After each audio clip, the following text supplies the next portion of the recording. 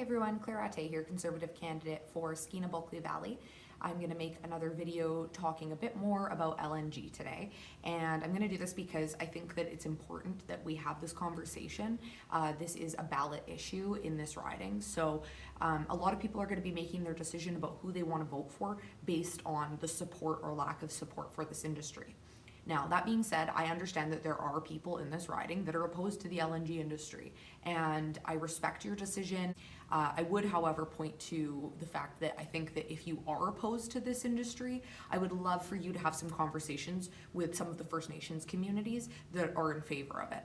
Because when you look at this project specifically of LNG Canada and the Coastal GasLink pipeline, or just the LNG industry in general throughout this region right now, first of all, I would recommend you look at the First Nations LNG Alliance website. There's a lot of really good information and testimonials on there about what LNG means for their communities. They've worked very hard towards these projects. The agreements that LNG Canada and Coastal GasLink has signed on to with these First Nations communities, it totals about 25 individual agreements. This is years of consultation to get them to this point, and it represents about 15,000 different people, different members of these different First Nations groups.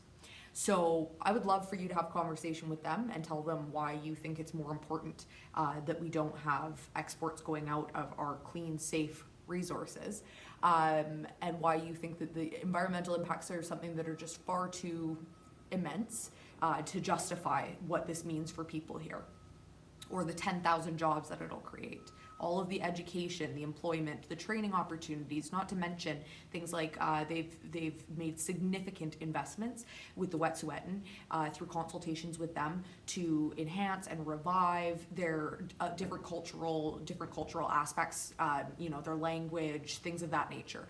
They're really working with these communities, and the amount of support that they have is evidence of that. So I would say that the majority of people living in this region understand why the LNG industry is so important, and so this video is for those people.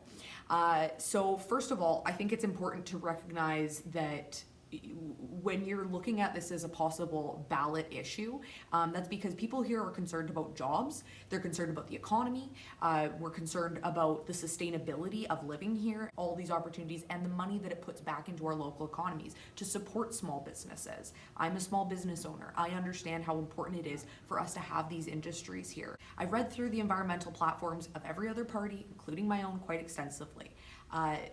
When I look at policy, I want to see things that are actually doable. I want actionable items that have tangible results. So when I look at the other ones and I see, a lot of really nice ideas that are written down on paper with no real plan on how to get there, and figures that are just being plucked out of the air, and it's like, okay, well, we're going to get here one day. Nobody else has been able to figure it out, but we'll do it.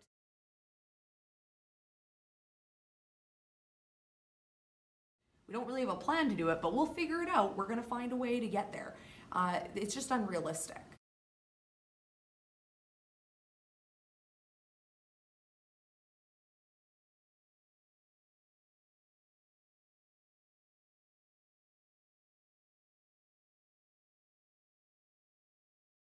The federal leader of the NDP right now, Jagmeet Singh.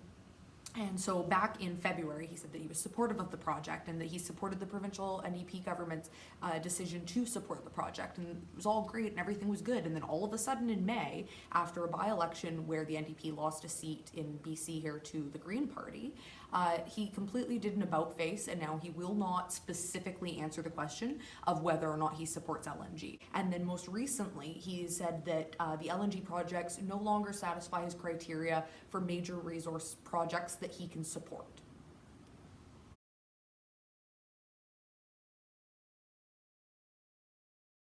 So that's a little bit of a change from what he originally said, and that seems to have gotten just swept under the rug and nobody's noticed it.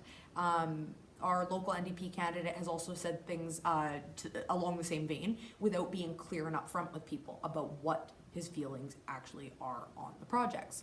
So I think that they're kind of playing mushy middle a little bit to try and not alienate this group, not alienate that group, and keep their support on both sides. And I just think that that isn't upfront. It's not fair to people.